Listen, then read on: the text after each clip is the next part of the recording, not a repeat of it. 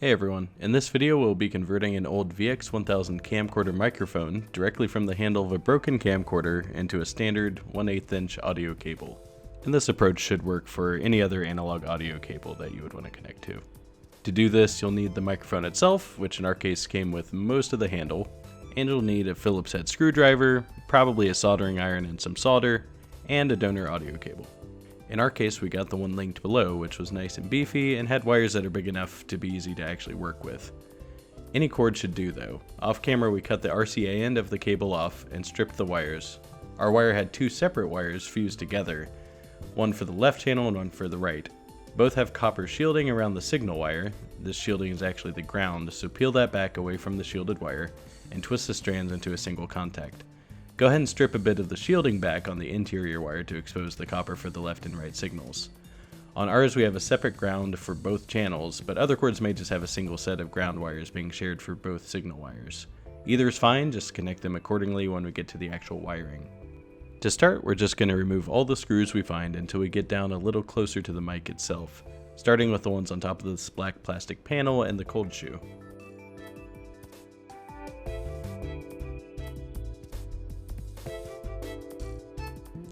Under here we've got some circuit boards, likely for gain control, auxiliary mic input, the ultrasonic rangefinder on the front. There's a little LED up there as well. As far as we can tell, these boards don't do anything for the audio, but we did keep them just in case. Now one thing that is maybe a little more important to the audio is this rubber isolation that they have under this ring here. So I'm just going to take this screw out.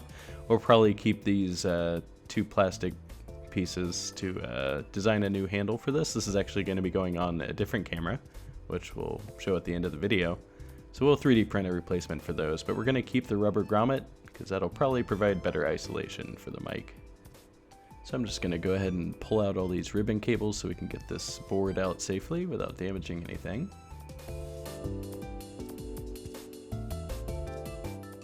And these ones weren't as easy to get at with my fingers, so I went ahead and grabbed a pair of tweezers to pull those out.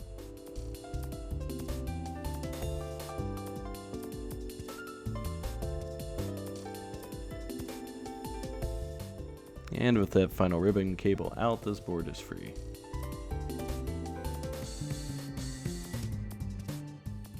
We're probably not going to be using any of this handle, but I'll go ahead and finish disassembling it. We'll just pull out this auxiliary mic board. Okay, now that we've got the mic itself separated from the rest of the handle, we've got one screw on the bottom side here that we can get at, and then we have two screws inside of the rubber grommet on this little metal plate.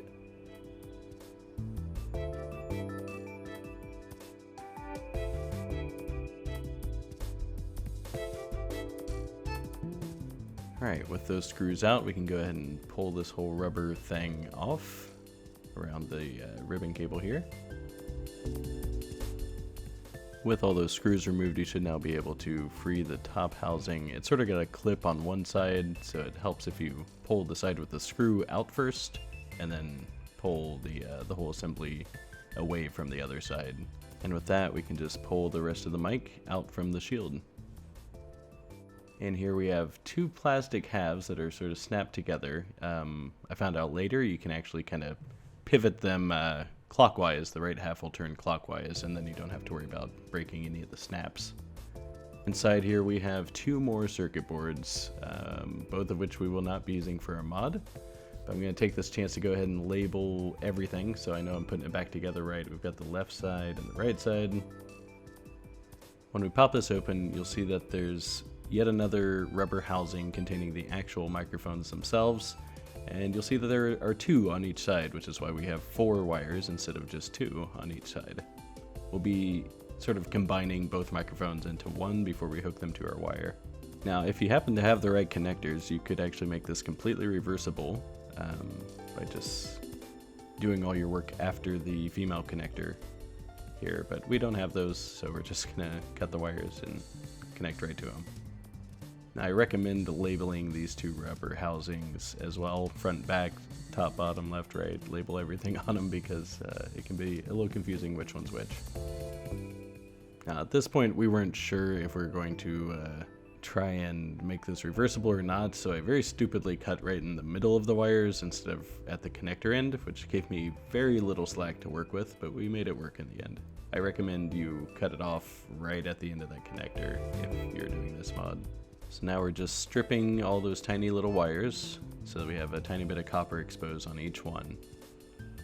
Now, since we're combining two microphones into one, you're going to want to go ahead and twist the black and white wires together. Those are both ground, and then the yellow and red wires are both your signal wires. So you want to twist those together. Then go ahead and give them both a good tinning. Get a little bit of solder on the wires. I'm no good at soldering, so watch some videos for that, but we stumbled through it. And at this point now, all we have to do is connect the ground wire, which was the shielding around the signal wire, to the black and white wires that are twisted together. And then you want to connect your other wire, which is the signal for your left and right channels, to the red and yellow twisted together pair on the microphone. I'll throw up a picture of the diagram if that's a little confusing. Now before you start soldering, you're going to want to make sure that you know which side of your donor cable is left and right. For ours, the left channel had a clear shielding on it and the right channel had a red shielding on it. Generally, if you have red, that's going to be the right side.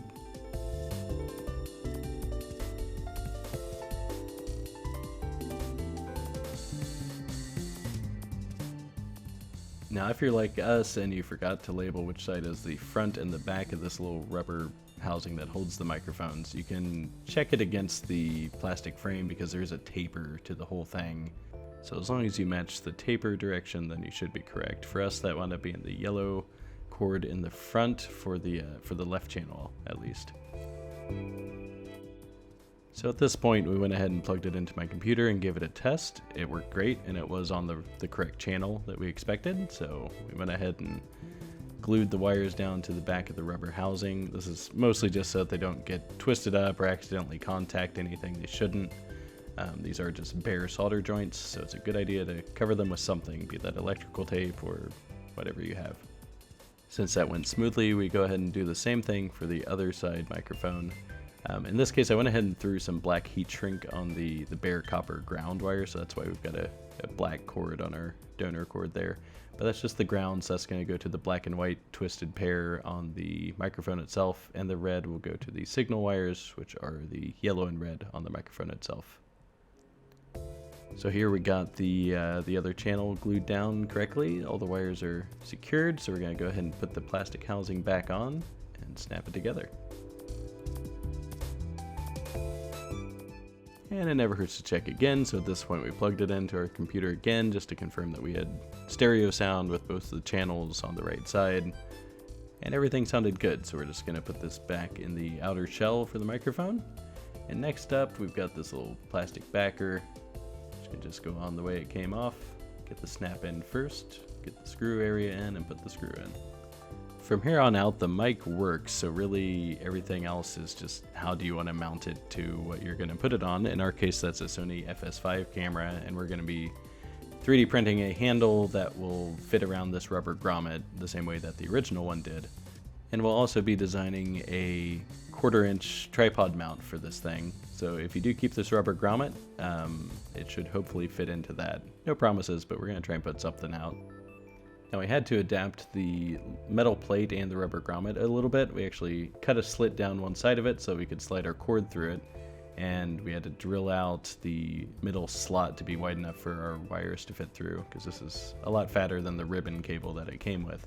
So that would be one good reason to maybe use a thinner cable, but I do find those harder to work with.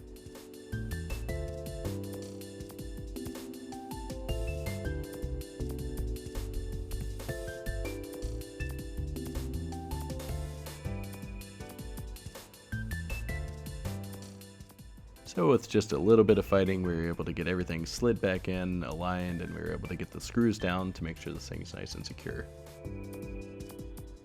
And with that, the microphone is done. You can hook this up to anything you want.